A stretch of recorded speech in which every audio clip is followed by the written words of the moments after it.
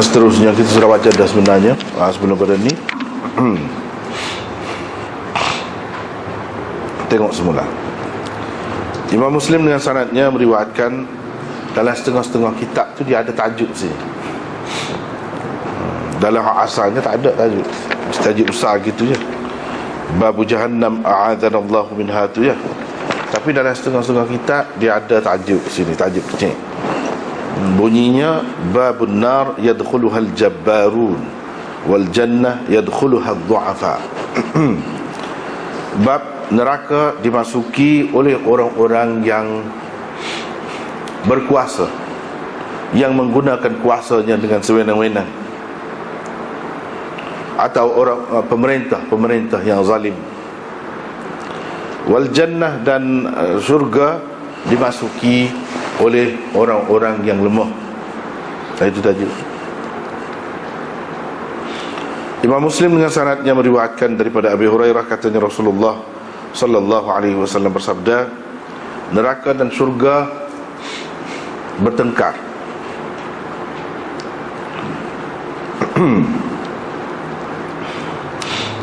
Yang ini kata, saya dimasuki oleh orang-orang yang berkuasa, yang zalim. Wal mutakabbirun, dan orang-orang yang sombong. Dan yang ini pula berkata, saya dimasuki oleh orang-orang yang lemah dan orang-orang miskin.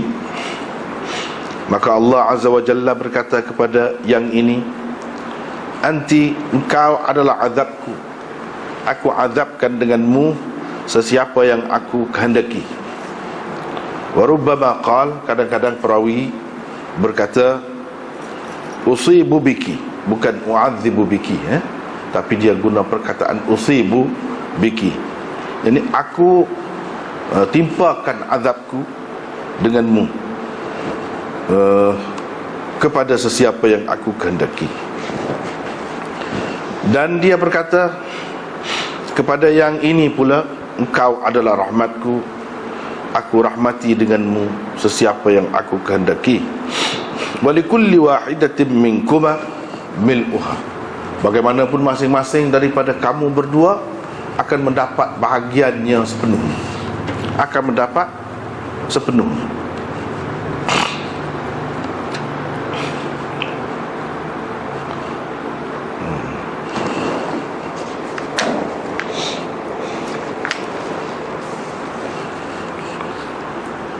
Dengan sanadnya Imam Muslim meriwayatkan daripada Abi Hurairah, daripada Nabi SAW, baginda bersabda, tahajjat. Tadi ihtajjat, lebih kurang lah, lafaz saja berbeza.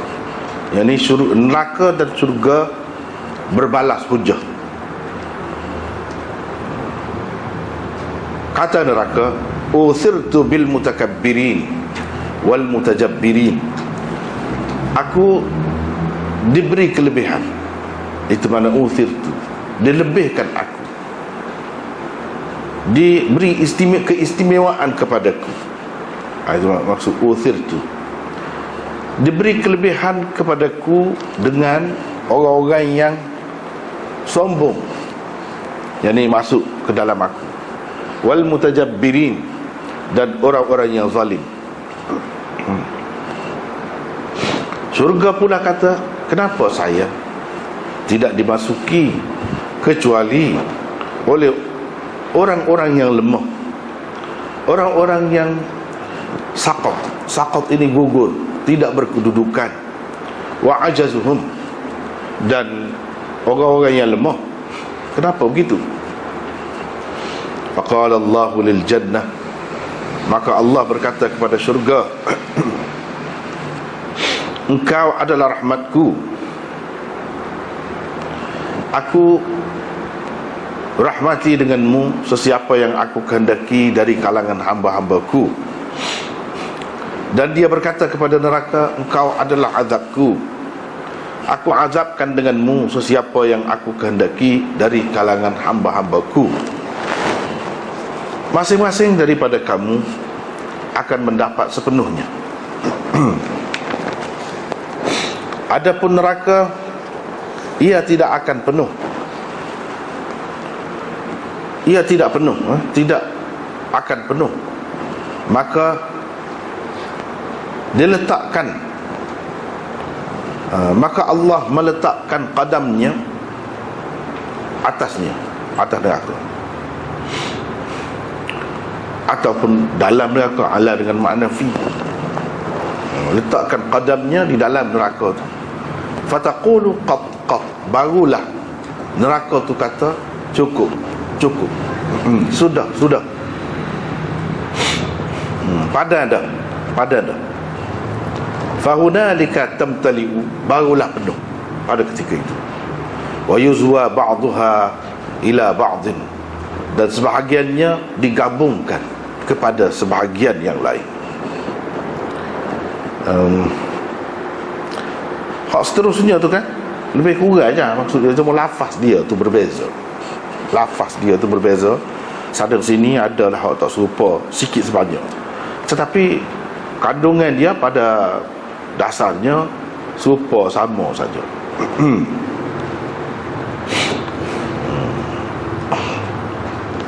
Ada lafaz itu berbeza-beza. Kalau dalam hak seterusnya tu kan, hak riwayat Hammam bin Munabbih, hak Abu Hurairah riwayatkan kepada dia, di situ dia sebut perkataan saqat, ghirrah. Tadi ajaz, saqat itu ada, ghirrah itu tak ada. Itu yang beza dia. Kemudian neraka tidak penuh sehingga Allah tabaraka wa ta'ala meletakkan rijlahu, tadi qadamahu. Dua yang beza, itu yang beza. Rijlahu zahirnya kalau nak kira kesesuaiannya dengan qadamahu tu dengan makna kaki lah asal maknanya. Taqul qat qat qat, jadi 3 kali, tadi 2 kali sebut. Jadi hak lain-lain tu lebih kurang ada sedikit sebanyak tambahan. Misalnya di sini, wala yazlimullahu min khalqihi ahada, Allah tidak menzalimi sesiapa pun dari kalangan makhluknya. Wa ammal jannah, ada tambahan sikit. Adapun syurga, maka Allah menjadikan untuknya suatu kejadian, suatu kejadian. Tapi tak jelas lagi di sini, tak jelas lagi. Kalau kita tengok dalam riwayat seterusnya, iaitu riwayat daripada Anas bin Malik pula, bahawa Nabi SAW bersabda, neraka terus berkata, hal min mazid, ada lagi tambahan? Sehinggalah Rabbul Izzah, Tuhan, yakni Allah, meletakkan qadamah fiha. Tadi alaiha, ni fiha, di dalamnya. Fataqul, pada ketika itu neraka pun kata qat qat, cukup, cukup. Wa izzatik, demi kemuliaanmu atau keperkasaanmu. Wa yuzwa ba'daha ila ba'din, seperti tadi hal lain-lain itu lebih kurang. Seterusnya riwayat daripada Anas ni berhubung dengan firman Allah Azza wa Jalla, yauma naqulu li jahannam halim talati,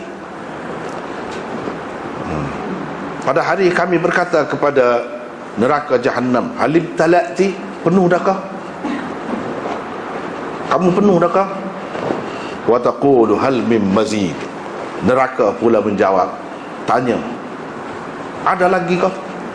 Ada tambahan kah? Itu riwayat daripada Anas.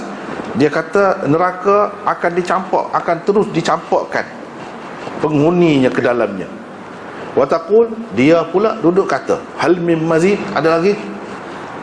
Abui, Allah campur, ada lagi? Ada lagi? Mana? Tak genak semacam, mana kira-kiranya macam tak kenyang lah. Sehinggalah Rabbul Izzah meletakkan ke dalamnya qadamahu, qadamnya. Fayanzawi ba'daha ila ba'din, maka sebahagiannya pergi kepada sebahagian yang lain. Mana bergabunglah. Wa taqul, sambil berkata qat qat bi'izzatik wa karamik, demi keperkasaan dan kemuliaanmu. Wala yazalu fil jannah fadlun. Syurga pula akan terus ada ruang yang kosong, ruang yang lebih. Tidak ada orang yang duduk. Hatta yunshi Allahu laha khalqan, sehinggalah Allah Subhanahu wa taala menjadikan suatu makhluk untuknya, untuk ruang syurga yang kosong itu, dan ditempatkan kejadian itu, ditempatkan mereka, yakni kejadian itu di kawasan yang kosong di dalam syurga. Dia ada tambahan itu.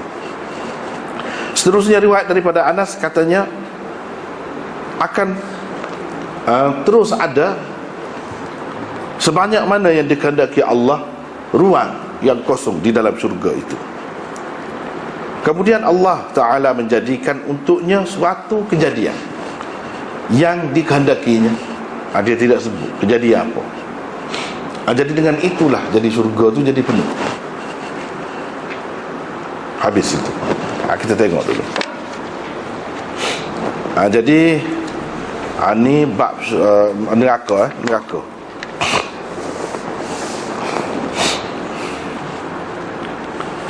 Syurga dan neraka dikatakan bertengkar atau berbalas hujah. Hak ni kata gini, hak ni kata gini. Jadi kata tu kata lagu mana? Terbagi kepada dua. Semua kalau lagu-lagu ni dia ada dua semua. Sekurang-kurang. Satunya kata memang dia boleh kecek sungguh lah. Dia kecek sungguh. Lepas tu masing-masing tu ada kesedaran macam kita lah. Khabar gitu. Macam kita khabar kesedaran, ada kesedaran dengan kita kecek dengan kehendak kita gitu. Tuhan boleh buat. Dia kata Tuhan boleh buat. Walaupun tidak semestinya Tuhan buat kemampuan, kebolehan untuk bercakap supaya manusia lagu tu tidak mesti sama. Untuk ketika-ketika tertentu sahaja. Itulah yang disebutkan oleh Imam Nawawi dalam syarah. Hadzal hadis ala zahirihi. Hadis ni ikut zahiriah. Allah SWT menjadikan pada neraka dan syurga itu tamyizan, daya membeza. Daya membeza. Yang mana dia dapat faham lah. Dengan daya tu kita kata boleh kecek lah. Boleh kecek dan berbalas hujah. Tidak semestinya kata dia kemampuan itu, kebolehan itu ada sentiasa selama-lamanya pada dia. Tak mesti. Cuma Tuhan beri pada masa-masa tertentu dia boleh kecek. Gitu dia kata. Dan Imam Nawawi hanya sebut hak tu saja. Sebut hak tu saja. Sedangkan ulama-ulama hadis yang lain dia ada sebut, selagi umumnya dia sebut. Maknanya kiranya Imam Nawawi itu dia pakai hak tu lah bagi dia kemah hak tu. Tapi ada setengah-setengah ulama tu mengatakan hak ni, bercakap ni bukan bercakap dengan lidah seperti kita, ada lidah, ada bahasa. Tak. Ini percakapan lisanul hal, orang panggil. Berdasarkan lisanul hal.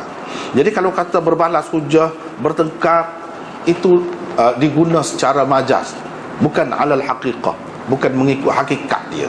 Kecek sangat tidak. Tapi cara tu, kalau kita nak tafsirkan cara tu, macam kecek lah, macam ni kata kau ni, ni kata kau ni, gitu. Itu lisanul hal. Lisanul hal ni kemudian orang panggil lidah keadaan. Lidah keadaan. Lidah keadaan ni kalau kita kata kita nak marah kat orang, kita nak marah kat orang, kita sumpah dia lah. Kita kata macam-macam nak suruh dia tumbik dia masuk dalam rumah kita. Misalnya kita kata tu kita guna lisanul maqal. Lisanul maqal, lidah biasa lah kita kata begitu. Tapi orang pun dia tidak semuanya guna lidah biasa ni, walaupun dia boleh kecek. Ada kalanya lebih kuat lagi, lebih mendalam lagi makna dia tu, lebih terasa lagi kepada orang yang dikata tu, orang yang berkenaan tu, kalau dengan tindakan dia buat. Lagu mana? Dengan tindakannya. Kan orang kita, terutama orang kita, orang Melayu ni mudah serah benar kan. Tobek betul gang katut derah. Itu lisanul hal orang panggil. Mana tindakan dia tu membayangkan bahawa dia tidak suka, dia tidak setuju, dia tak suka. Dia faham, tak kata apa pun faham. Ataupun dia tidak kata apa, dia ambil kursi gembah. paikong gapo-gapo. Ya sebini tu faham. Tak kata gapo, misalnya kita kata dah. Yalah orang baik tak molek tu cerita lain, tak molek tu cerita lain, tak sepatutnya lagu tu cerita lain. Dia buat gula, kau buat masakan, kau tak kena dengan angin dia, kena orang baik, ambil dia hukum. Hukum. Tulisanul hal lah tu orang panggil. Dia nak marah, dia tak suka. Lisanul hal. Yang sebini tu faham. Yang sebini apa? Itu lisanul hal orang panggil. Bermakna hadis ini ada setengah ulama pakai yang ni mengikut makna dia yang sebenar, memang kecek sungguh. Tuhan boleh beri kecek sebab Tuhan boleh beri kita kecek.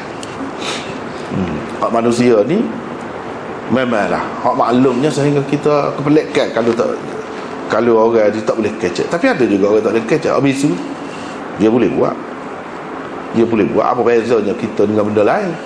Ada lidah sepatutnya, tapi dia Tuhan tak beri kecek. Lembu ke apa, ada lidah belaka, tapi dia tidak beri kemampuan itu. Manusia pun ada lidah, ada apa, kalau dia tidak beri tak boleh juga. Cuma secara umumnya memang boleh lah kecek. Jadi kita berasa kalau kita manusia kecek hak sebenar, kecek guna lidah. Padahalnya bahasa ni tidak semestinya guna lidah. Nak royak apa-apa ni kadang-kadang dengan tindakan pun boleh. Dengan tindakan pun boleh.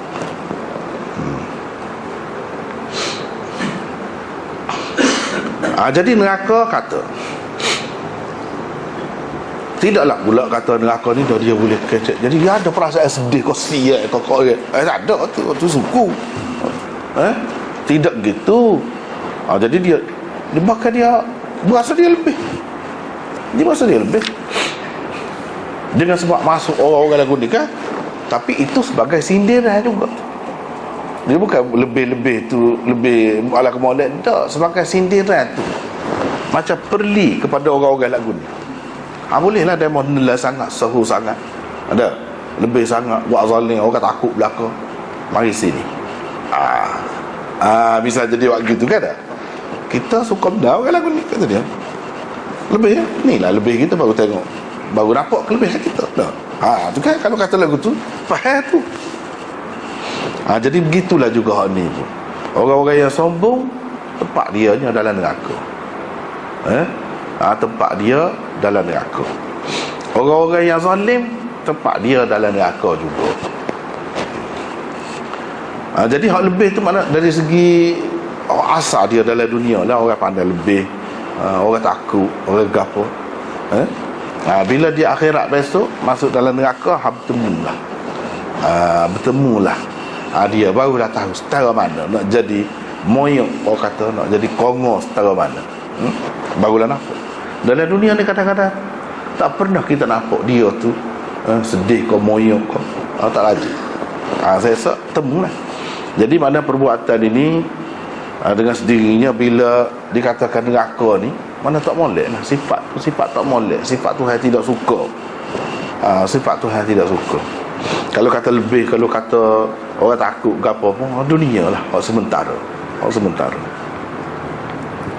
Surga pula kata apa-apa, aku ni tak ada hak masuk kecuali hak orang-orang yang lemah. Orang-orang yang gugur ini maknanya tak ada kedudukan. Dan orang-orang yang lemah. Apa-apa lagu tu. Jadi Tuhan apa kata kepada surga, engkau adalah rahmat aku rahmati dengan engkau sesiapa yang aku kehendaki, dan seterusnya. Apa tadilah seperti kita sudah baca tadi. Jadi maksud orang-orang yang lemah ni, orang yang tak ada kuasa. Kalau dalam dunia lemah, tak ada daya. Dia kalau lemah ni, manusia ni, kerana dia cacat kau misalnya, dia tidak boleh nak berjalan seperti orang lain, nak unggah seperti orang lain. Dalam keadaan itu makna dia kemungkinan untuk nak buat maksiat pun kurang. Dia nak pergi lagu mana, tahu kan tempat orang joget, nak pergi dengan keadaan lagu tu, ngesok gitu, tempat maksiat tak pernah sampai. Kalau kita kata nak pergi tempat orang perempuan lah, orang tina pun tak sihat lagu tu, tak menarik langsung, tak menarik. Tu lemah. Lemah satu dengan makna lagu tu. Satu lagi lemah makna tak ada kuasa dalam dunia. Nak buat agak tu, nak buat agak ni tak boleh, banyak perkara lah. Dengan sendirinya bila dia tak boleh buat benda-benda hak salah tu, kita kata nak gocah orang tak boleh, moga dia letih, tak cakap. Nak buat nyaya kat orang, nak rapah hak orang ke apa, dia tak ada kuasa. Jadi dia tidak buatlah benda-benda salah tu. Bila dia tidak buat benda-benda salah, dia tidak jadi ahli neraka. Bila tidak ahli neraka, ahli syurga. Ahli syurga. Gitu ya. Saqat itu orang-orang yang jatuh, orang-orang yang tak ada kedudukan. Pada pandangan orang tak ada kedudukan. Di sisi Allah tak kira suku hak tu. Orang yang lemah tadi pun gitu juga. Di sisi Allah dia tidak lemah. Dia tidak lemah. Hanya pada pandangan orang. Tak ada kedudukan pun pada pandangan orang saja. Sebab itulah ulama. Tapi di sini dia tidak banyak. Dia tidak banyak hurai itu. Dia tidak banyak.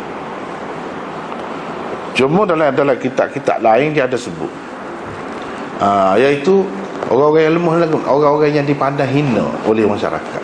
Padahal dia tu tidak hina di sisi Allah. Pada pandangan manusia, perkiraan manusia. Adapun di sisi Allah, mereka itu orang-orang yang mulia, besar, kedudukan tinggi. Gitulah. Ataupun maksud lemah tu pada pandangan orang, sebab dia ni bertawaduk kepada Allah SWT. Dia ada kuasa, tapi dia nampak tak ada kuasa. Nampak tak ada kuasa. Dia tak tunjuk kuasa dia tu. Tak guna kuasa sewenang-wenang. Itu maksudnya. Ajazuhu tu ada lemah tu, gitulah. Faqala Allahu lil jannah anti rahmati arhamu biki man asya'u min ibadi, seperti tadilah. Wa li kulli wahidatin minkum, minkum di sini. Tak di minkum tak apa. Dalam bahasa Arab dari segi bahasa boleh lagi, tak apa. Walaupun dua, kalau dia kira hak lebih tepatnya minkum seperti tadi. Tapi kalau guna minkum pun boleh. Dalam bahasa Arab ni dia luas penggunaan dia. Tidak bahasa Arab lah, bahasa kita pun lagu tu. Bahasa kita pun kamu, kita kata kadang-kadang kamu tu kita tuju untuk seorang je, padahal asal kamu tu mana ramai, untuk ramai. Kalau seorang tu engkau lah, awak. Tapi kita guna juga kamu. Lagu tu kadang-kadang guna jamak untuk satu orang. Kita pun guna. Dia tanya seorang, tapi dia guna jamak, kaifa halukum, halukum, padahal seorang. Boleh. Dari segi penggunaan tu tak apa. Untuk dua orang guna untuk jamak tu tak, memang dalam bahasa Arab boleh lagu tu. Jadi tak ada guna bahah, tak ada guna duduk tegak. Masing-masing ada gear dia. Masing-masing akan penuh. Jadi tak usah pusing. Tak usah pusing. Jadi Tuhan akan penuhkan dengan cara dia sendiri. Lagu mana? Habislah di situ. Cuma dia ada tambah sikit ni, neraka dia tak akan penuh melainkan setelah Allah SWT letakkan qadamnya alaiha. Lepas tu kita baca tadi kan, beberapa riwayat yang lain tu tempat alaiha tu fiha, maknanya di dalam tu Tuhan bubuh dalam tu. Jadi Tuhan letakkan qadamahu alaiha tu. Qadam tu apa makna? Situ tu jadi keliru banyak. Setengah-setengah orang yang tidak faham, dia pertikaikan hadis ini. Hak Syiah tu tak kira lah, memang dah dia tu. Dia kata ni salah satu Abu Hurairah ni pelawak dia tu, salah satu bukti pelawak dalam Bukhari, dalam Muslim ada ni. Jadi dia sebut Tuhan ni bersifat dengan sifat makhluk. Ada kaki, tapak kaki pula ada. Padahal ni tak ada ni, Nabi tak mungkin kata lagu ni. Kalau lagu ni kan mujaslimah lah. Yang ni kata Tuhan tu berjisim, dah ada tapak kaki. Jadi dia tolaklah hadis ni. Dia kata ini orang ahli sunnah menyahu habis geng. Muttafaqun alaihi, Bukhari Muslim. Menyahu apa kata mendengar banyak. Itulah adalah kitab-kitab pokok dia tu lagi itulah. Jadi puak-puak Syiah lagu tu juga, puak-puak anti hadis lagu tu juga. Bukan sekadar tu saja. Ulama-ulama Islam pun kadang-kadang ada juga. Dia tidak Syiah, ada. Cumanya dia berasa pelik. Buat apa yang letak tapak kaki ni jadi penuh ni? Tapak kaki lagu mana? Padahalnya dia tidak faham. Tu yang benarnya. Kalau baca kitab-kitab hadis molek, tak ada keliru, tak ada. Benda tu mudah saja. Yang pertamanya, kalaulah setiap sebut serupa dengan makhluk tu, dengan sebab tu lah kita nak tolak hadis, tak saya terima hadis tu, kita kata sahabat tu, sahabat ni reka hadis tu. Kalau tu alasan dia, lagu mana dengan dalam Quran tu dia sebut ada tangan, ada muka, ada mata tu, itu lagu mana? Enggak kan hak tu? Nak tolak? Tolak hak tu, habislah. Hak tu dia tak tolak. Dia tak tolak. Hak tu dia terima, dia kata enggak ada dalam Quran. Apa ya kalau ada dalam hadis? Tak ada sesuatu. Hak tu kamu boleh terima lagu mana? Terima lagu mana? Tuhan berjisim kah? Ada sebentar sebut kata ada muka, ada mata, jadi Tuhan berjisim lah. Kamu katakan lah, kamu boleh terima. Tak secara lah kafir tu dakwa Islam ni. Orang yang hadis kau si agak pun dia dakwa Islam, dia kata dia Islam boleh apa dia nak katakan? Ikut jawablah. Kalau dia jawab, dia kata tu layak, mata yang layak dengan Tuhan lah, tidak serupa dengan makhluk. Dah hak ni pun tapak kaki, bukan letih tapak kaki, tapak kaki yang layak dengan dia, tidak serupa dengan makhluk. Tak boleh kata lagu tu. Bapaknya mari sebanyak mana pun boleh selesai. Buat mari hak lain lagi, hak tak ada, boleh selesai. Tak boleh kata lagu tu. Boleh ada. Atau takwil tangan tu dengan makna begini, mata tu dengan makna begini. Hak ni pun takwil boleh juga. Boleh takwil. Ulama duduk takwil lama dah. Duduk takwil lama dah. Jadi dia muskilnya situ sampai dia tuduh Abu Hurairah ni reka hadis. Bukan Abu Hurairah saja. Ya riwayat hadis ni kita baca dah Anas bin Malik pun ada juga. Apa-apa orang sahabat pelawaknya. Jadi kalau kita terima buah-buah demon ni, dia akan jadi lagu mana? Dia akan jadi sahabat ni tak takut neraka ke apa, tak takut. Padahal Nabi kata dah, man kadzaba alayya muta'ammidan falyatabawwa maq'adahu minan nar. Siapa-siapa berdusta atas nama aku tak kata pun, dia kata aku kata. Bermakna dia telah menyiapkan untuk diri dia tempat dalam neraka. Jadi sahabat tak takut, tak tahu kau tu. Hadis tu mutawatir. Kalau hadis lain ada sahabat ni tak tahu, ni tahu ada.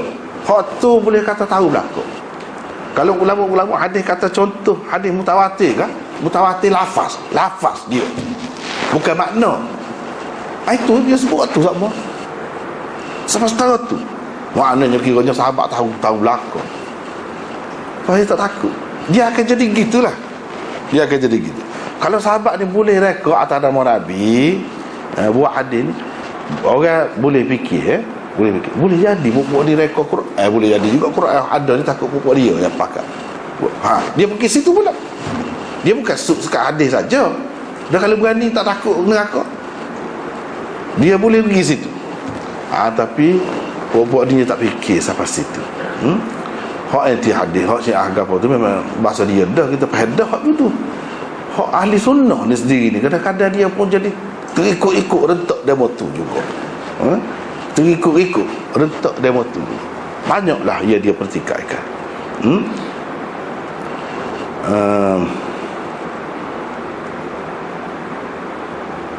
Jadi kononnya kalau tidak dipertikaikan hadis ni jadi masalah lah. Jadi masalah lah, terdedah lah umat ni kepada rosak akidah misalnya. Gitu seseorang. Padahalnya banyak lagi makna. Di sini Imam Nawawi ada sebut di sini.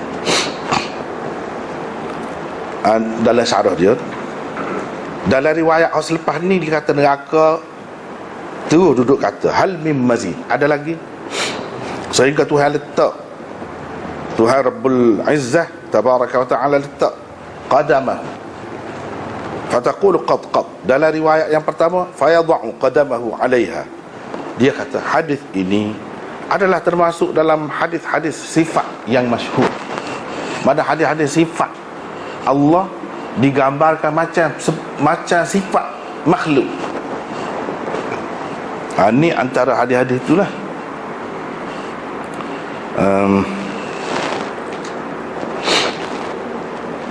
Lepas tu dia berkata, berapa banyak kali dah royak sebelum pada ni jumpa dah lagu-lagu ni kata dia khilaf ulama dalam perkara ni. Ada dua ulama kita, dua kumpulan je, sama pun dua. Yang pertama, ini pendapat jumhur salaf dan sekumpulan mutakallimin ahli ilmu kalam, iaitu la yatakallamu fi ta'wiliha. Mana dia tak boleh kecek nak ta'wil, tak boleh pakai serah Tuhan. Maka kita kena beriman bahawa ia adalah benar, yang menurut yang dikehendaki oleh Allah, dan ia mempunyai makna yang layak dengannya. Zahirnya tidak dimaksudkan. Itulah, zahirnya tidak dimaksudkan. Pendapat yang kedua, ini pendapat jumhur mutakallimin, iaitu hadis-hadis yang seumpama ini perlu ditakwil dengan takwilan yang layak dengannya. Jadi bila takwil tu khilaf pula. Hak ni takwil gini, hak ni takwil gini, hak ni takwil gini. Ada tak serupa pula hak takwil. Ada hak kata hak takwil tu lah, dia kata qadam di sini maksudnya al-mutaqaddim. Qadam, tu takwil tu. Di sini dengan makna al-mutaqaddim. Dalam penggunaan bahasa Arab memang meluas gunanya lagu ni. Maknanya ialah sehingga Allah SWT meletakkan di dalamnya man qaddamahu laha min ahlil azab, iaitu orang-orang yang Tuhan sudah takdirkan semenjak azali lagi dia ni ahli neraka.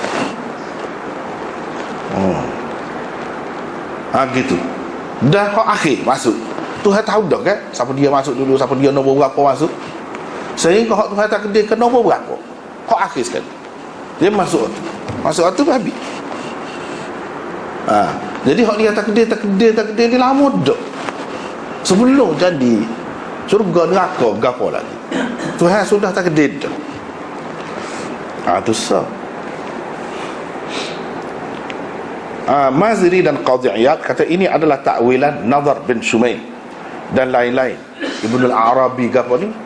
Yang kedua, maksud qadam di sini memang tapak kaki sungguh, tapi bukan tapak kaki dia, tapi tapak kaki ba'dil makhluqin, salah satu makhluk dia, kejadian dia. Jadi dhamir ni qadamahu hatta banyak kan perkataan-perkataan ni, hatta mana kita kata yadha Allah tabaraka wa ta'ala rijlahu. Ni ada riwayat kedua, qadamahu fayadha'u qadamahu 'alaiha. Qadamahu tu tapak kakinya tu balik kepada kejadian Allah. Kalau kita kata manusia lah, misalnya kita kata kejadian Allah tu manusia, hak terakhir dalam takdir Tuhan masuk neraka, dia letak tapak kaki masuk tu habis, dah muka dia terakhir. Bukan tapak kaki ni tu balik kepada Allah, bukan balik kepada Allah. Supaya dalam hadis tu lah banyak ramai orang keliru, dia duduk kata macam-macam lah, tak faham. Innallaha khalaqa Adam ala suratihi. Allah SWT menjadikan Adam atas rupanya. Jeruknya tu dia pergi balik nya Allah. Jadi mana Nabi Adam tu serupa dengan Allah lah. Tak betul lagu tu. Maksud dia ni Allah SWT menjadikan Adam atas rupanya hak ada tu lah. Hak asal kejadian pun lagu tu dah. Tidak misalnya kita kata daripada beruk ke asal je, melalui proses evolusi sekian lama jadi bertukar jadi manusia. Hak tu nak ayat. Tapi kadang-kadang orang hak tidak faham ni, dia balik dhamir tu tak kena. Supaya juga sini qadamahu tu walaupun sebelum pada tu sebut Allah Rabb, tetapi dia bukan balik kepada Allah, tidak mesti. Ni takwil lah juga. Yang ketiga boleh jadi juga, ada di kalangan makhluk Tuhan ni yang dinamakan begitu. Sebab kita manusia, jin nama jin, god, banyak kan ada nama belaka. Ni satu makhluk Tuhan, nama dia Qadam. Jadi sehingga Tuhan letak hak tu, jadi hak tu jadi macam penutup lah. Bila letak tu habis, tu tak ada lah, mereka tak minta lah. Cukup, maka dia kata cukup, padat. Habis itu. Lepas tu ada pula ulama, sebab Imam Nawawi pun sebut sini, Ibnu Fawrak atau Ibnu Fawrak, Imam Abu Bakar Ibnu Fawrak mendakwa hak ada rijlah ni kan, dalam riwayat Muslim tadi, rijlahu, sehingga Allah tabaraka wa taala meletakkan rijlahu ni gapo dia pula. Kalau kita kata Qadam tu nama makhluk Tuhan, nama dia Qadam, apa rijl pula. Ini ni macam ada kaitan dengan Qadam tu, tapak kaki sungguh, sebab rijl mana kaki. Ibnu Fawrak kata ini tidak sabit di sisi ahli naqal, mana di sisi ahli hadis lah. Tetapi Imam Nawawi kata hadis ni telah diriwayatkan oleh Muslim dan lain-lain lagi, ia memang sahih pun. Jadi takwil lah dianya. Kalau kita nak kira, nak menyelesaikan masalah ni semua tadi, sebab Qadam tu jugalah kita kata gitu. Wa yajuzu aidan, boleh juga kalau kita katakan maksud rijl itu jamaah. Rijl itu dengan makna jamaah, bukan rijl dengan makna kaki. Kalau dalam bahasa Arab ni banyak makna dia. Salah satu makna rijlnya ialah makna jemaah, satu kumpulan. Satu kumpulan manusia.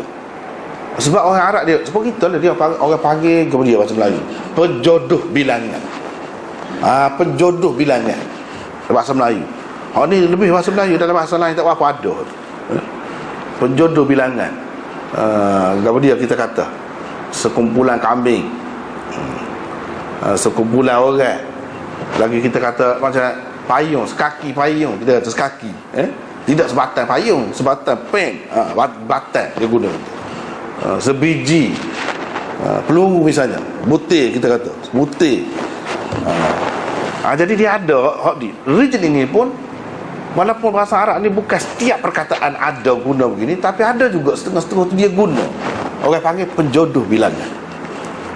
Jadi rijl ini dia gunakan untuk kumpulan, asalnya untuk kumpulan apa? Ni belala. Kalau belala tu berkumpulan, rijlun min jarad, dia sebut rijl. Jadi rijl ni makna kumpulan. Jadi sini sehingga Allah meletakkan ke dalam neraka tu satu kumpulan manusia yang amalnya macam belala tu, begitulah. Sebab tu dia guna rijl. Masuk, bila masuk tu barulah neraka kata padat.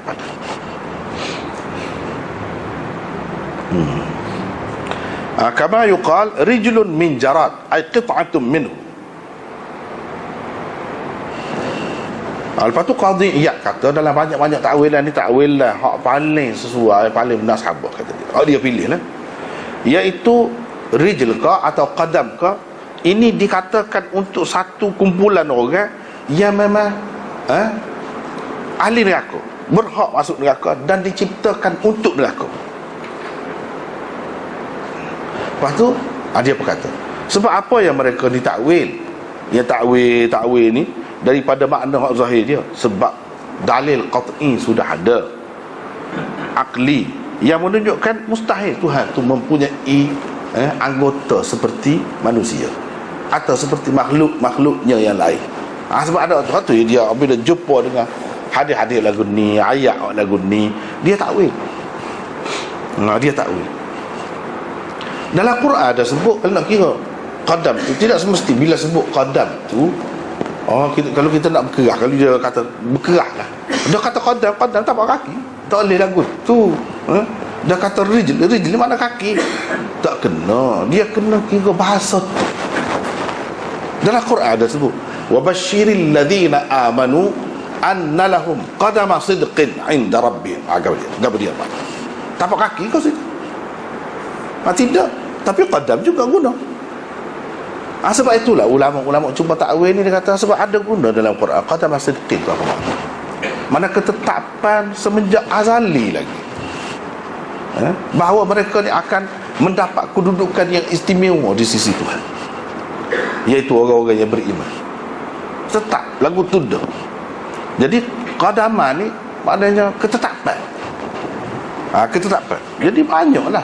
Tidak kata qadaman ni, bila kata qadaman ni tapak kaki selalu. Lepas tu tapak kaki Tuhan pula. Itulah takwilan-takwilannya. Sama ada kita pakai cara yang pertama mengikut jumhur salaf itu lebih selamat, semua kata gitu. Ataupun kita pakai mengikut cara yang kedua ni, memang dibolehkan. Tidak jadi masalah. Tak apa kau tukar ni pun tak boleh kita kata ni tak betul, kecuali kalau salah lah takwilan tu, kena faham dari sudut tu lah, dari sudut asas guna takwil itu tidak salah. Cuma hujah yang digunakan tu mungkin tak kemas, itu boleh faham. Tapi dari segi takwilan itu sendiri memang sudah diterima oleh ulama kita ahli sunnah wal jamaah semenjak dahulu lagi. Jadi kita tak boleh nak kata hak guna takwil ni sesat. Balas sama sendiri lah pula kalau lagu tu. Balas sama sendiri, pecah sama sendiri pula. Lepas tu kita kata sesat, menyeleweng gapo tu ahli bid'ah selalu. Kalau takwil ni kata ahli bid'ah selalu. Ramai benar lah ahli bid'ahnya, termasuk dari Imam Nawawi gapo ni, Hafiz Ibn Hajar kau siapa semua takwil dia ada, dia mesti ada sebut. Mana itu boleh juga. Cumanya takwilan tu hujah yang dia guna tu kuat ke tak kuat, tu yang boleh bahaya. Asas dia tu memang diterima, asas dia tu. Tak boleh kita nak kata ahli bid'ah ke mana-mana satulah daripada dua golongan. Kedua-duanya ahli sunnah wal jamaah. Dia kena sikitlah, jangan duduk tegang sangat, sama sendiri. Ataupun hak Tuhan ni tak boleh kata ahli bid'ah, ini termasuk dalam ahli sunnah wal jamaah. Bacalah kitab mana pula gitu, baca. Kecuali adalah kumpulan-kumpulan yang mendakwa begitu, tu tak boleh pakai tu, tak boleh pakai. Bahaya tu kalau pakai tu. Jadi balas sama sendiri, menyesatkan satu sama lain, sama-sama sendiri, tak kena. Nak beza pendapat tak apa, nak pilih salah satu tak apa, pilih lah. Tu daripada dulu lagi. Tapi nak kata sesat, tak kena. Tapi ada juga orang-orang Islam ni sampai dia menyesatkan orang lain, ia tidak sependapat dengan dia. Dia nak mesti lagu ni, tu mesti salah, tak kena lagu tu. Dia kena terbuka lah sikit, terbuka. Kalau tidak habis kena sapu habis ulama-ulama besar. Dan Ibnu Fawrah gapo ni habis kena. Ibnu Fawrah tu siapa? Anak murid Abdul Hasan Al-Asy'ari secara langsung, anak murid. Bahawa kata Abdul Hasan Al-Asy'ari tengok ada pendapat takwil gitu gini, dia pergi cara salah. Ni anak murid dia tak khabar kok. Ni anak murid dia ni, dia tak sedar kok. Ni bukan 500 tahun kemudian daripada Abu Hasan Asy'ari, tak pernah anak murid dia penuh dengan takwil kitab dia Mushkilul Hadis. Tadi tengok juga tak jumpa cari, ajak tengok pagi kena. Tak jumpa cari duduk mana selera. Kitab Mushkilul Hadis Ibnu Fawrah, anak murid Abu Hasan Asy'ari. Lepas tu kalau ada juga orang buat hujah, dia kata Ibnu Katsir kata memang Abu Hasan Asy'ari ni ada 3 peringkat. 3 peringkat. Peringkat yang akhir itu peringkat cara salah, dia tak usah takwil. Bahkan macam menyalahkan yang sebelum pada tu. Ibnu Katsir berapa ratus tahun, kalau ia pun selepas daripada Abu Hasan Asy'ari, lepas tu dia anak murid Abu Hasan Asy'ari kau. Dah payahlah kau sebenarnya dia kata kau lah bukan lagu mana pula. Kita kena pakai anak murid sendiri. Anak murid tahu kalau lah tu guru dia tak saya pakai lagu tu, apa dia pakai? Bukan seorang dua. Bukan seorang dua. Cuma tengok dalam kitab Tabyinu Kadhibil Muftari ala Abil Hasan Al-Asy'ari, seramai mana anak murid dia. Hak secara langsung semua terima. Semua terima. Tak ada kata menyesatkan ataupun Abu Hasan Asy'ari menyesal cara takwil dia pakai dulu tu, dia ditarik balik. Tak ada. Seramai mana anak murid dia supaya Ibnu Fawrah dia tulis kitab. Takkan dia tak tahu. Dia gitu. Dan kalau kita terima juga, habis dia mau ni kena. Tu tak boleh tu lagu tu. Tak boleh. Kita dalam bab agama ni tak boleh sampai jadi sesak habis. Ulama-ulama kita tu sampai jadi menyeleweng habis. Jadi betul-betul tahu-tahu pada 1000 tahun kemudian baru betul. Selama ni pada duduk dalam campur bau lah, tak bersih. Tak boleh. Habis itu. Jadi hadis ni tak ada apa satu molek comel loteng, tak ada apa. Orang-orang yang kata pertikaikan itu dia tidak faham. Enggak, kalau nak pertikaian lagu ni banyak benar lah dalam hadis, banyak benar.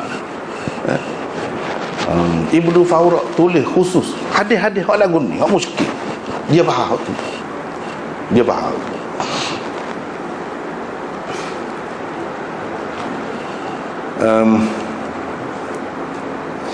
Hafiz Ibn Hajar dalam Fathul Bari ni ada saya catat. Anda catat sini. Dia kata waza'ama Ibnul Jauzi anna riwayah allati ja'at bilafz ar-rijl tahrifun min ba'd ar-ruwah. Ibnul Jauzi kata riwayat ada sebut rijl tadi, ada sebut rijl, kaki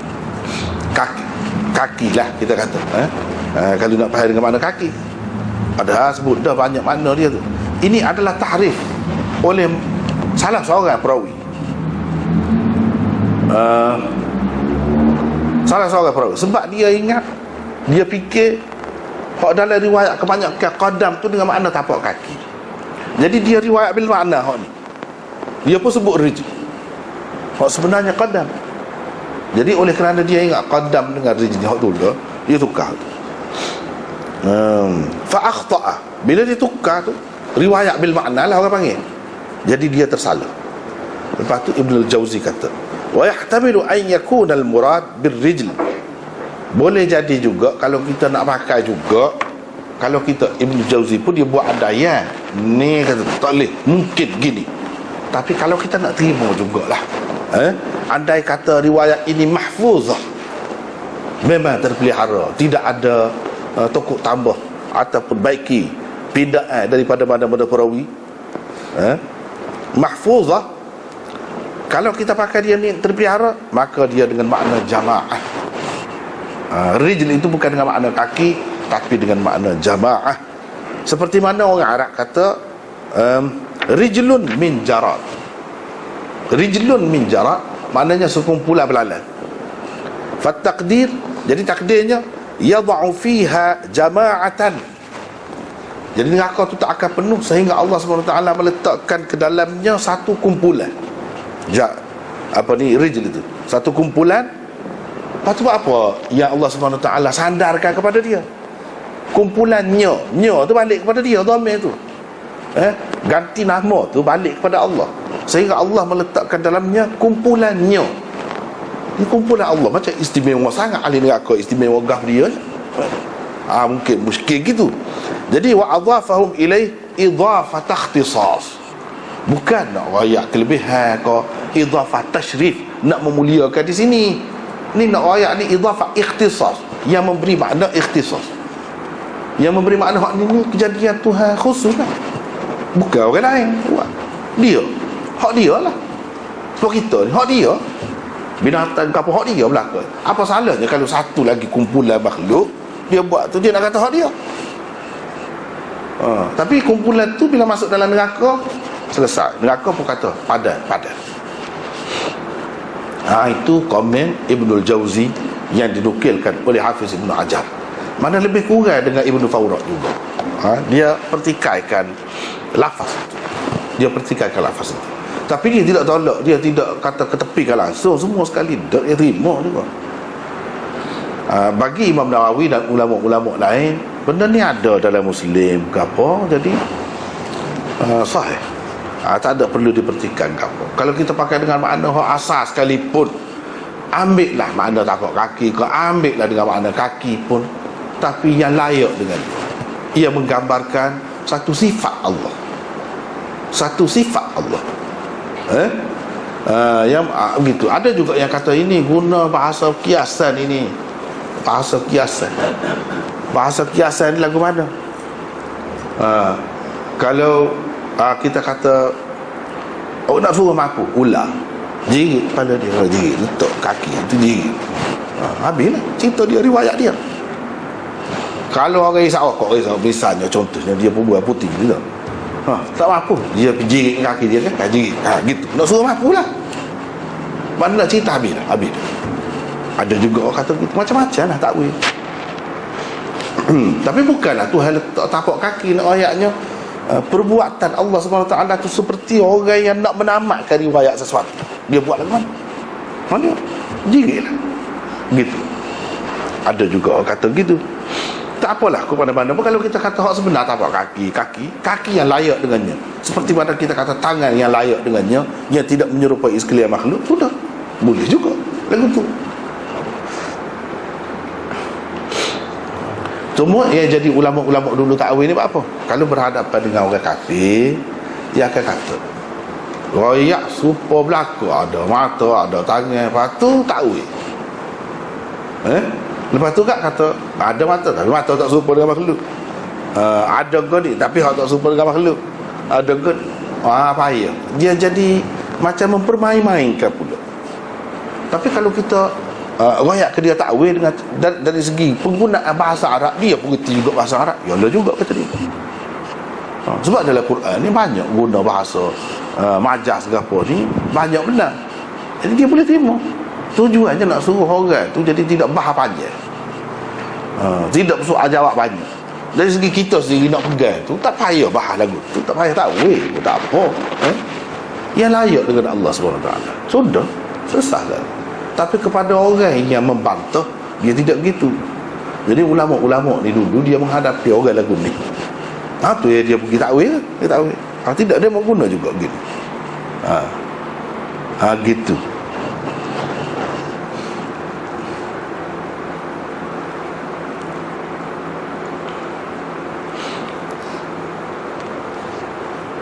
Lepas tu kita pergi kepada neraka tu, begitulah penuh.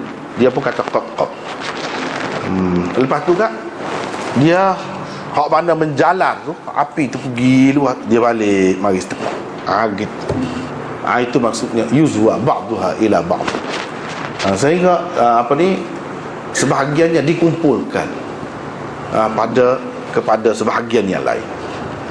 Syurga pula Allah SWT akan menjadikan makhluk suatu kejadian untuknya. Sebab dalam riwayat-riwayat selepas ni, dia ada sebut syurga tu setiap orang ni masuk belakang, mana-mana masuk, jin ke apa masuk belakang, dia ada lagi kosong. Setara dunia dia ada lagi tempat kosong, hutan kau gapo pada pasir kau kita kata padahal sama mana dah orang beranak nak hari. Setiap ketika ada beranak, tapi ada tempat kosong. Syurga ni pun lagu tu juga, dia ada tempat kosong. Padahal kita kata munasabah lah, ada syurga luar kan, dia ada lah tempat kosong, munasabah. Tapi dah orang dia pun besar-besar, 60 apa nama ni, 60 hasta orang. Jadi sebuah saiz Nabi Adam tu dalam syurga. Jadi besar-besar orang. Rumah pun dengan sendirinya besar-besar lah. Tidak sebuah rumah kalau setara ni nak hidup lagu mana, nyuruk semacam. Jadi walau bagaimanapun dia ada kosong. Kekosongan tu Tuhan nak isi macam mana? Nak isi.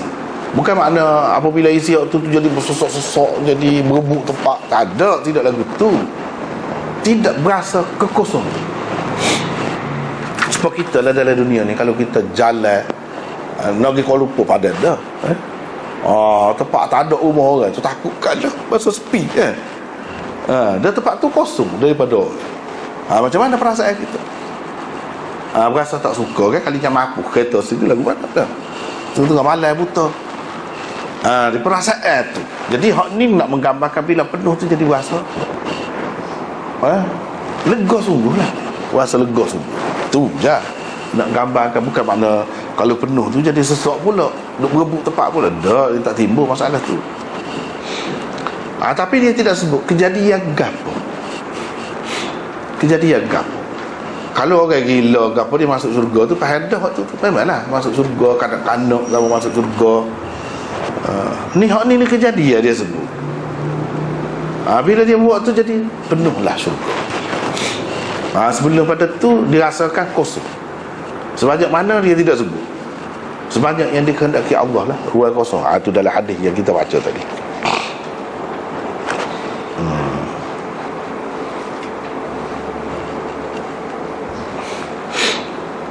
Adapun syurga, Allah SWT akan menjadikan, yunshi'u, mana menjadi, baru jadi. Sebab kita ni tidak yunshi'u, kita ni ulang kejadian. Kita ada dalam dunia ni. Lepas tu racun lembu ke apa, jadi semula. Hak tu lain. Hak ni insya'.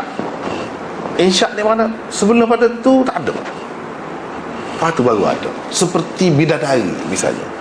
Inna ansha'nahunna insya'a faja'alnahunna abkara, misalnya. Kami jadikan mereka itu terus. Sebelum pada itu tak ada. Lepas tu jadi itu pula jadi sepenuh lalu. Tidak kata beringuh dulu, beringuh dulu, kecil dulu, teteh dulu, rebah ke bangun ke rebah. Tidak melalui proses kejadian manusia dalam dunia ni, tidak. Jadi tu jadi sepenuh lalu. Itu bidadari. Tapi hak ni bukan bidadari. Benda lain, tak tahu. Dia tak ada oyak sini. Benda gapo. Tapi kejadian. Imam Nawawi sebut, ini dalil bagi ahli sunnah bahawa pahala itu dia tidak terhenti atas amalan. Ganjaran Tuhan nak beri seseorang tu masuk, ataupun sesuatu lah masuk dalam syurga tu, kena buat gini dulu baru masuk dalam syurga. Dah ni bila buat gaponya Tuhan baru jadi terus masuk syurga. Jadi tidak terhenti atas amalan. Ya, memanglah kita dikaitkan dengan amalan kita. Tapi ada lagi kejadian yang baru Tuhan jadikan, termasuk lebih dari gapo tu. Bila dia ada buat gapo-gapo amalan, dia di surga, duduk dalam surga nikmat gitu mah. Termasuklah. Ataupun hak ni khalqan ni, kejadian ni bila dia ada beramal gapo-gapo, semaya, puasa gapo, tiba-tiba Tuhan jadi sana. Ini dalil, salah satu dalil ahli sunnah. Sebab mereka ini dijadikan pada masa tu dan diberikan mereka dalam syurga, diberikan apa yang diberikan oleh orang kepada orang lain juga, tanpa buat gapo-gapo amalan. Ni pokok ni serupa juga kata dia dengan kanak-kanak orang gila yang tidak mengamalkan apa-apa ketaatan. Semua masuk dalam syurga dengan rahmat Allah dan limpah kurnianya.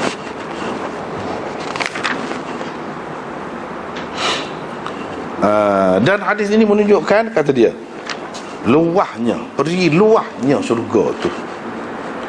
Di dalam hadis yang sahih ada sebut, setiap orang ahli syurga, setiap orang kurang-kurangnya, setiap orang ni mestilah ni, mesti boleh.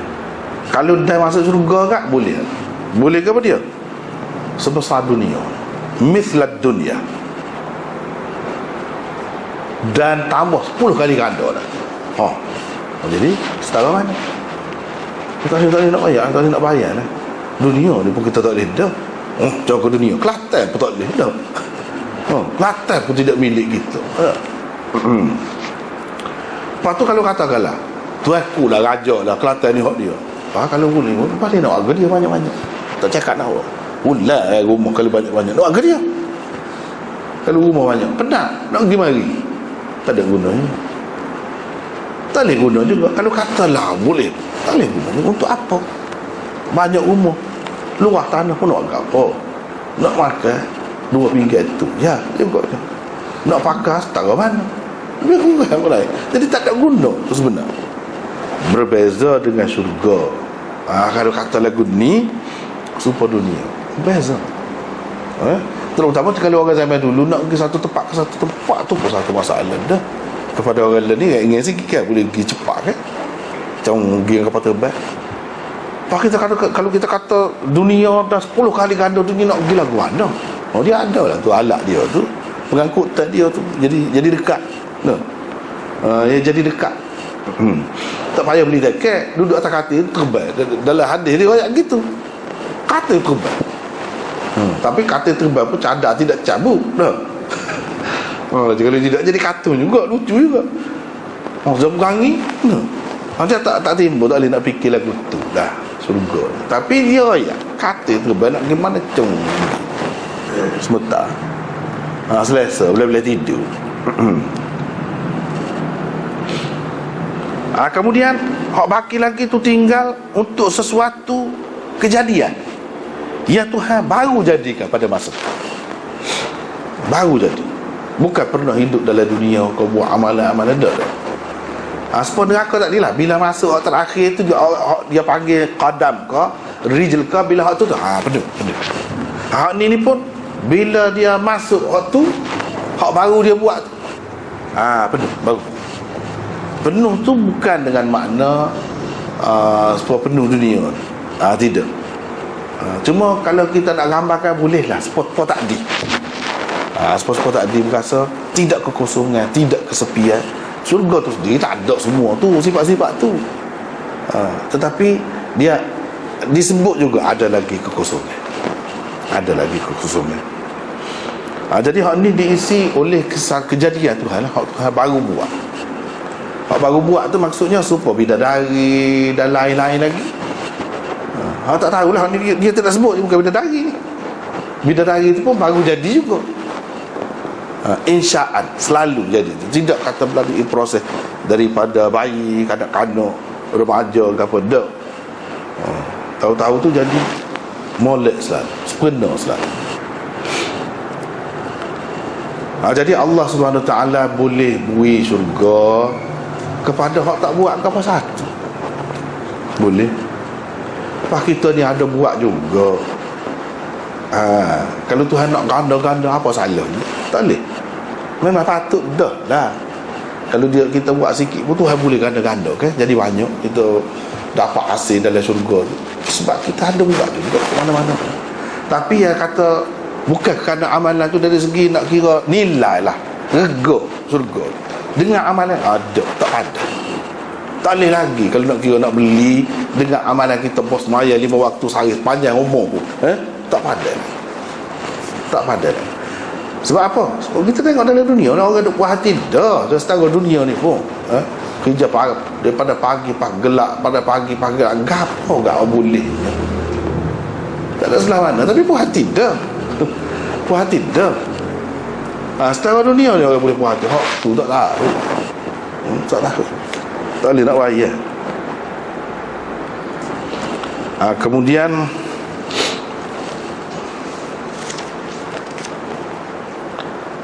riwayat daripada Abi Sa'id katanya Rasulullah sallallahu alaihi wasallam bersabda, dibawakan mati pada hari kiamat nanti. Ia macam kibas amlah yang cantik. Macam kibas yang cantik. Amlah tu maknanya manis, asal dia paling manis, cantik lah. Macam-macam lah ulama tafsirkan kibas yang putih, belaka warnanya, macam-macam lah. Tapi kesimpulannya cantik. Abu Quraib menambahkan, fayuqafu bainal jannati wan nar, dan ditegakkan, diperdirikan kibas tadi di antara syurga dan neraka. Duduk situ, pakat tengoklah. Lepas tu mereka berdua ni, perawi ni sepakatlah dalam meriwayatkan lafaz-lafaz lain hadis. Lalu dikatakan, wahai ahli syurga, kamu kenal apa benda ni? Ahli syurga pun jenguk-jenguk. Yashra'ibbu mana gitu. Bila kata tengok nampak gitu. Jenguk gitu. Itu yashra'ibbu. Dan tengok. Bila tengok tu kan, tu mati tu kata dia. Kena. Tapi kibas zahirnya. Itu mati kata dia, kematian. Qala. Kata Nabi SAW, wa yuqalu ya ahlan nar, dan dikatakan wahai ahli neraka, mu kenal ni ke apa? Mereka pun jenguk-jenguk lagu tu juga, memanjangkan leher juga untuk tengok. Dan kata mati, kena juga. Ahli neraka pun kena juga. Qala, kata Nabi SAW, kemudian Tuhan perintahkan disembelih kibas tadi. Kibas tadi tu disembelih. Maka disembelih lah kibas. Kata Nabi SAW, kemudian diisytiharkan. Lepas pada tu dikatakan, wahai ahli syurga, kekal kamu semua, khulud, kekal, fala mauta, tak ada lagi mati. Mati habis lah. Ini kena sembelih, habis. Wahai ahli neraka, kekal kamu semua, tidak ada lagi mati. Kata Nabi SAW, thumma qara'a Rasulullah SAW, kemudian Rasulullah SAW baca ayat ni, wa anzirhum yawmal hasrah idh qudiyal amr wa hum fi ghaflatin wa hum la yu'minun. Ancamlah mereka dengan hari penyesalan, ketika mana diputuskan perkara, mereka berada dalam kelalaian dan mereka tidak beriman. Wa asyara biyadihi ila dunia, Nabi isyaratkan ke dunia ni, isyarat dulu tak percaya. Lepas tu riwayat daripada Abi Sa'id lagi, katanya Rasulullah SAW bersabda, apabila ahli syurga dimasukkan ke dalam syurga, ahli neraka dimasukkan ke dalam neraka, dikatakan, wahai ahli syurga. Kemudian perawi menyebutkan serupa dengan makna hadis yang tersebut sebelum pada ni, hadis Abi Muawiyah. Cumanya dia kata fadzalika qaulu, itulah makna firman Allah SWT. Dia tak ada sebut Rasulullah baca, dia tak sebut Rasulullah SAW baca, dan tak ada sebut juga Nabi isyarat dengan tangannya ke dunia, tak ada dalam riwayat. Lepas tu lagi seperti juga Allah SWT masuk ke ahli syurga ke dalam syurga, masuk ke ahli neraka ke dalam neraka, kemudian berserulah yang berseru.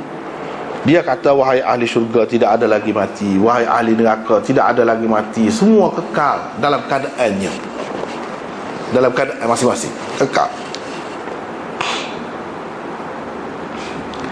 Lepas tu riwayat asal lagi daripada Ibnu Umar, cerita yang sama. Apabila ahli syurga masuk syurga, ahli neraka masuk ke neraka, dibawakan mati dan diletakkan mati itu antara syurga dan neraka, kemudian disembelihkan. Kemudian berserulah yang berseru, wahai ahli syurga, tidak ada lagi mati, wahai ahli neraka, tidak ada lagi mati. Fayazdadu ahlul jannah farahan ila farahihim, kesukaan, kegembiraan yang sedia ada itu bertambah-tambah lagi pada mereka. Ahli neraka pula kesedihan yang sedia ada pada mereka itu berganda-ganda, bertambah-tambah lagi lah apabila diisytihar tadi, apabila diisytihar tadi. Jadi hak ni apa makna? Hak ni apa makna? Kibas. Macam-macam lah pendapat. Antara yang terbaiknya, ini maksudnya alam mithal, antara yang terbaik, penyelesaian yang terbaik benda-benda lagu ni ialah alam mithal. Kita kata begitu. Di alam mithal, mati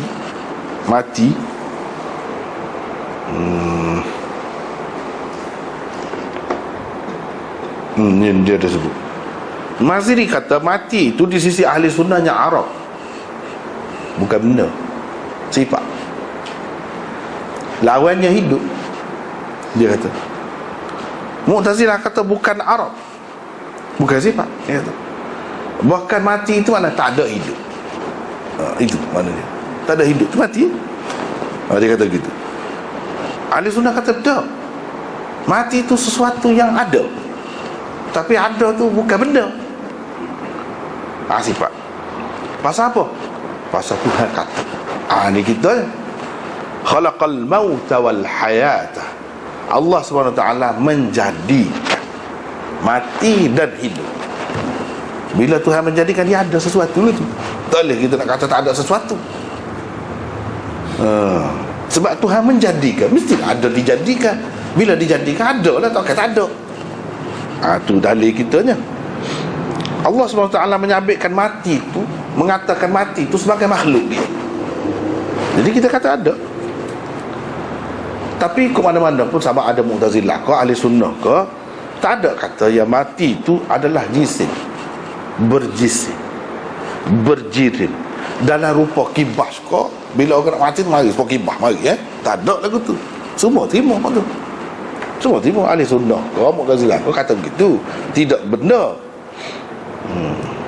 Jadi takwillah hadisnya, kata Imam Nawawi, Allah SWT menjadikan jisim ini untuk menggambarkan sesuatu arad. Thumma yadhbahu mithalan, kemudian dia pun sembelih hak mithal tadi. Sebab itu dia sebut mithal, mithalan. Hak ni cuma Imam Nawawi dia tidak sebut alam mithal. Kalau Syah Waliullah kat lagu-lagu ni alam mithal selalu, alam mithal selalu. Sebab apa? Sebabnya mati itu dia tidak berlaku kepada ahli akhirat. Ahli akhirat tak ada dah mati. Apa makna sebelah baru mati ketika tu ya? Kecuali kita kata ini suatu misal, Tuhan nak buat contoh kematian tu. Lagu mana? Dalam bentuk rupa. Kalau tidak rupa tak nampak. Selama ni tak nampak. Dia nak suruh nampak lah. Dah tahu belakang. Tahu belakang tu soalannya pernah tengok dah ketika nak mati tu lagu tu bagi. Ada. Seperti mana apa ni orang dalam kubur tahu jawapan tu lah. Tak payah talqin ajar dah satu royak Tuhanmu gini-gini. Tak payah, dia dengan sendiri boleh jawab. Gitu. Ni pun gitu. Kalau dia orang Islam molek, akidah molek, dia boleh jawab lah. Kita tak aja tengok Nabi Muhammad sallallahu alaihi wasallam, Nabi kita tak aja tengok. Bila tunjuk gambar ni mengenal siapa dalam kubur kan ada kan dia sebut tu. Ni siapa? Ni Muhammad. Bila kita kelih lah. Tapi dengan sendirinya berlaku. Dengan sendirinya jadi. Kalau orang tu beriman, dia percaya kepada Nabi, dengan sendiri dia boleh jawab. Dalam hadis dia royak, orang kafir ataupun orang munafik duduk kokak-kokak situ. Dengar-dengar orang kata dia ni Muhammad, dia kata gitu. Tidak serupa orang mukmin, dia kata sekali. Bila kita kelih, ni kerja Tuhan, kerja Tuhan. Serupa juga sini, dia kata tidak berlaku kepada ahli akhirat. Tak apa, habis. Kalau Syah Waliullah dia sebut ini adalah alam mithal. Banyaklah di dalam kitab dia, misalnya Hujjatullahil Balighah, dia bahas tentang alam mithal ini dan dalil-dalil dia. Takut-takut dia kata mereka dah ada dalil dia bagi. Antaranya ni dia benda alam mithal ni, gambaran hak dalam dunia ni benda arab. Di dalam alat tu dia berjisim. Dia begitu. Kalau Tuhan buka kita boleh nampak alat tu, kita nampak dia tu macam mana rupa. Tapi dalam dunia ni dia arab. Tak boleh nak kesan. Sebab kita kata kesakitan, kesukaan, boleh kesan, boleh pegang, boleh tengok. Tak boleh. Kegembiraan, hak kita tengok sengih tu, itu kesan dia. Kesan dia. Tu hak tadi tak boleh nak kesan. Cumanya orang boleh ukur lah. Kalau Allah ni boleh ukur kepanasan tu, boleh agak ni berapa darjah tu je lah. Boleh setakat tu. Nak tahu hakikat dia tak tahu. Hakikat dia. Jadi di alam misal tu dia ada. Misalnya mati, dia alam misal kibas. Kalau ilmu dalam dia, ilmu pengetahuan ni kan boleh pegang, boleh tengok. Tak boleh ilmu seseorang dia arad lah tu, orang panggil arad lah. Tapi di alam misal digambarkan dengan susu tu apa? Tidak benda, boleh minum. Boleh minum. Syah Waliullah bila seseorang tapi air semaya Nabi royak tubik kuku dia ni, dosa, segala dosa, tubik, basuh muka ni, kuk biram mata ni tubik. Kalau kita kata tak nampak pun, tengok semua orang ambil maya, kita diri pun ambil maya juga, tak ada nampak ke apa. Dia kata Nabi royak tu royak cerita alam misal. Dia bukan royak alam musyahadah ni. Alam ni banyak, kena faham waktu dulu. Jangan kata alam ni kan alam musyahadah saja. Pajing tak ada. Ada, kita tak nampak. Orang panggil alam jin. Malaikat tak ada. Ada, orang panggil alam malaikat. Ataupun dalam istilah dia panggil alam malakut. Alam lah tu. Jadi dia alam sana, kalau Tuhan buka nampak. Jadi Hak saat ni hak Nabi royak tu, dia royak tu alam misal kepada orang yang ambil air sembahyang tu. Kalau Tuhan beri nampak lagu tu tubik sungguh. Macam benda tubik. Kekotoran tubik. Tapi hak zahir ni alam musyahadah tak nampak. Jadi dosa tu benda kau dosa. Arak juga. Tapi di alam misal nampak macam kekotoran gitu keluar. Jadi dia pergi situ. Nabi SAW mi'rajkan ditunjuk dunia ni pokok 3, orang tina pokok 3. Tu alam misal tu. Alam misal.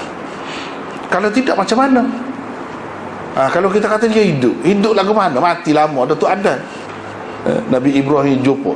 Itu semua tu alam misal kata dia. Selesai. Bagi dia selesai. Dia alam misal boleh nampak kalau Tuhan bertunjuk. Seseorang tu dia mati sementara saja. Tapi kalau nak kata alam musyahadah dia hidup lagi, tidak gitu. Jadi hak ni pun gambaran alam misal. Selesai. Banyak lagi lain-lainnya. Malapetaka, kesusahan, bencana yang akan menimpa kita, kematian yang akan berlaku di kalangan kita, cabut gigi. Mimpi. Hak dalam mimpi, hak kita tengok dalam mimpi itu pun alam misal tu. Gambaran kepada benda yang akan berlaku pada kita, keadaan yang akan berlaku. Misalnya cabut gigi. Anda sendiri mimpi cabut gigi sebelum mati. Cabut. Dah biasa, ramai orang tengok. Gigi tu kan apa? Boleh pegang. Tapi mati tak boleh pegang. Tengok gambaran dia. Itu satu tanda petunjuk Tuhan beri. Kalau tidak mati pun mana nak susah lah kita, tak akan kerugian lah. Ada orang cabut gigi, maka cabut. Ketika dia mimpi tu memang berasa sungguh lah. Bila sedar, tadi tu cabut alam misal. Mana dalam kenyataan dia tak cabut. Tahu-tahu dia kerugian banyak, kok ni selagi tak habis. Tempoh dia tu kan dia mengalami sama. Tapi dia ada dah petunjuk. Seseorang yang tahu-tahu boleh ikan besar, ikan boleh comel, tak boleh piti lah. Jadi kekayaan, kesenangan, rezeki, apa dia mikir. Kalau besar apa banyak. Itu alam misal berlaku. Sedangkan rezeki benda ni mana bukan benda kita kata hak Tuhan nak beri, tapi digambarkan kepada orang yang faham benda-benda gini. Dia pergi alam takbir mimpi, mustahak benda. Dia boleh baca lah gapo dia benda ni di alam misalnya gap. Dan akan tepatlah takbir mimpi dia tu. Sebab apa? Sebab ni contoh dia gini. Tapi kena ambil kira banyak lah, dia kena ahli sungguh lah. Kena ahli sungguh baru tepat. Tapi secara kasarnya kita kata orang biasa pun macam tadi, selalu biasa lah tu kalau cabut gigi tu. Cabut alik atas, mana orang alik atas pada kita. Alik bawah, mana orang alik bawah pada kita. Kalau gerah tu kan mana hak besar lah tu, penting lah tu. Gitu. Hal lain-lain pula betul lah juga. Jadi ni semua adalah gambaran alam misal. Lepas tu geraham orang kafir sebesar bukit Uhud. Tu biar dulu, sekatu dulu. Wallahu a'lam.